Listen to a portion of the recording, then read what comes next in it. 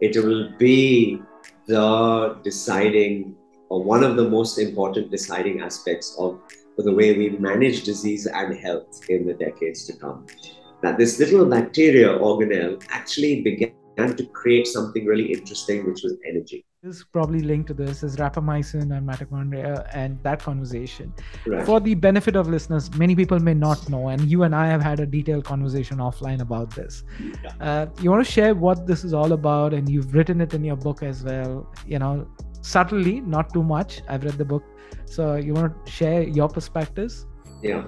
So if any of the listeners have not heard about mitochondria, I suggest they sit up and listen now, because not only is it the cornerstone of human performance, I believe it's my thesis and it's what I wrote about in the book as well. It will be the deciding, or one of the most important deciding aspects of the way we manage disease and health in the decades to come. A lot of us may remember hearing this word in our high school biology days. Mitochondria is a tiny part of the cell which is responsible for the creation of energy. It is present in all cells except the human red blood cell.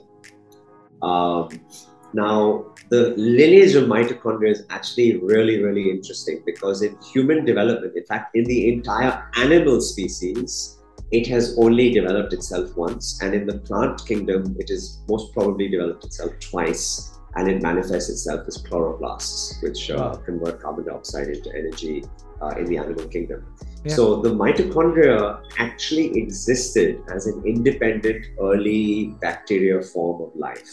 And it is thought about 2 billion years ago, in some ocean somewhere, most likely near some form of geothermal vent, where the temperature was just in that Goldilocks zone, a single cellular organism, a prokaryote with a single membrane bound around it, met this early bacteria cell and engulfed it, ate it up. And unlike all the other probably trillions, quadrillions of times that have happened before and since, instead of being eaten up and destroyed and consumed as fuel for that cell, something in that relationship realized a magical moment where the cell that did the eating discovered that this little bacteria organelle actually began to create something really interesting, which was energy. And since that point, that lineage, it has now spread itself into every mammalian, reptile, every single cell, as I said, except red blood cells in the animal kingdom. And it is primarily responsible for the energy creation in the cell. Why is this important? Well, if I'm a heart cell, if I'm a cardiac myocyte, my job is to beat, to contract, so that the whole heart can pump and propel blood. And if the energy production inside the cardiac myocyte isn't optimized and the cells start to not beat as effectively, you can appreciate why heart disease begins to develop.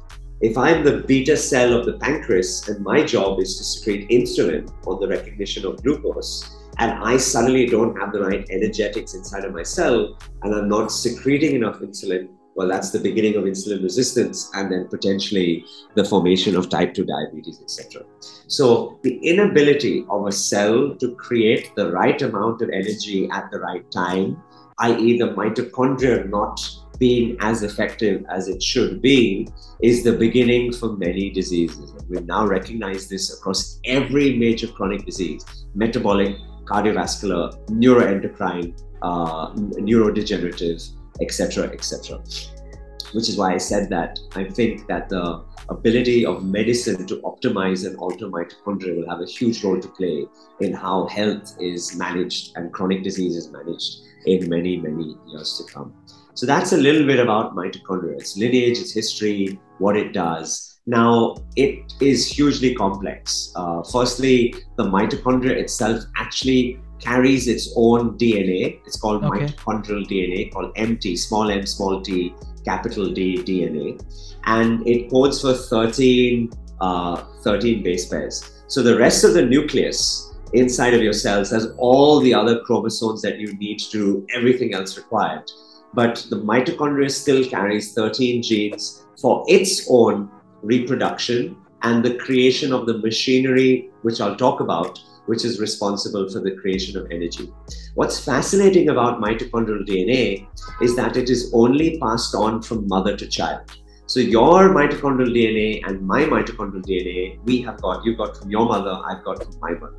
And she's got from her mother before her, and she's got from her mother before. Interesting.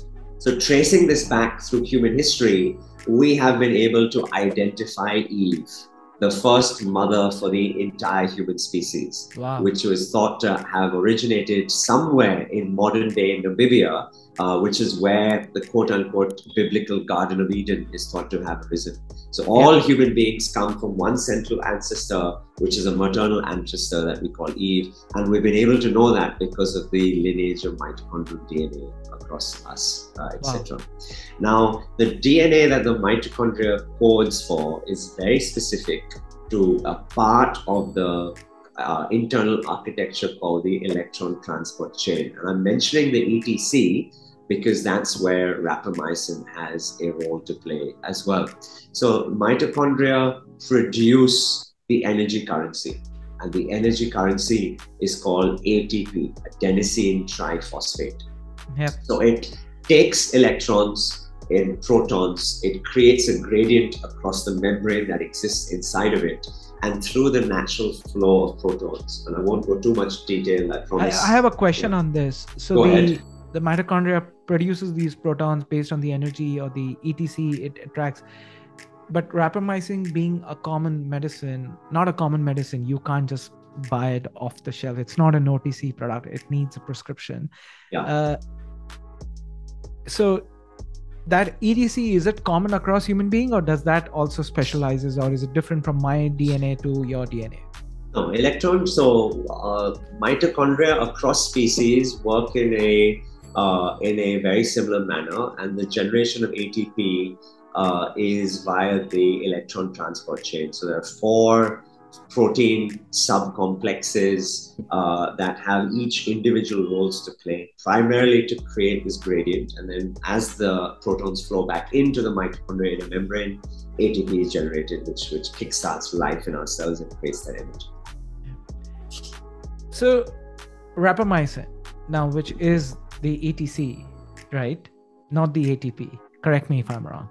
Right. Is it advisable? So rapamycin, how it works on the cell is through mTOR, mammalian target of rapamycin. So there is a part of the cell signaling pathways which influences a whole bunch of other cascades within the cell biochemistry, which is affected through certain stress states. That stress state or mitochondrial mammalian target of rapamycin, mTOR, can either be upregulated or downregulated. It's really interesting that intermittent fasting and exercise activate the same signaling pathway as drugs like rapamycin. And what this means is that one can get the same longevity benefit through restriction of calories and through exercise as you can through pharmaceutical products. And I always want to make sure we talk about that, because I know we're going to talk about some of the pharmaceutical products like metformin and rapamycin and sirtuins, etc. But even in the absence of pharmaceuticals, and what I'm hugely passionate about is that each of us can get the health benefit through simple things like restricting calories by 25 to 30%, through techniques like intermittent fasting or fasting mimicking diets, etc., and through getting daily exercise, zone 2 and zone 5 for 30, 40, 50 minutes every single day. So we don't have to be able to afford drugs. We don't have to see our doctors. We can make simple lifestyle changes to get that benefit as well. And just for the benefit of the listeners, we are discussing these drugs not to put you all on drugs. We are having this discussion, and I'm not a authorized or a certified physician. Dr. Marcus is, but every body is very different, and our only message is please do not indulge in these drugs without any proper consultation. I hope you enjoyed this clip from my podcast series called Masters Decoded. The intention of bringing these clips to you is to allow you to understand some key moments of the conversations I've had with my guest. I would recommend and highly encourage you to listen to the entire podcast, which you can find the link to the podcast in the description below. I look forward to you subscribing to my channel and hit the bell icon so that you can be notified of all the future clips which we keep releasing every week on this channel.